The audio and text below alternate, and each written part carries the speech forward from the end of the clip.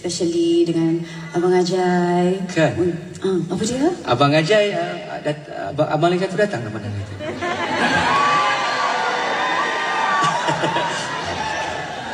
Abang ni sebagai abang. Abang happy dengar. Sebagai abang. Sebagai abang. Happy dengar. Happy. Bila adik-adik bergembira.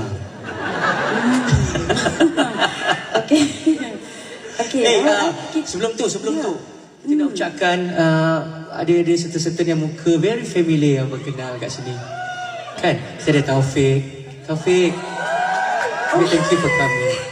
Kan? Lama tak jumpa. Apa khabar sihat? Siap berborak lagi kita tunggu Fadi kan berborak dengan dia kan? Oh, boleh. Yang seterusnya kita ada abang ni, Abang Hil. Banggalah sikit, orang nak tengok. Yeah.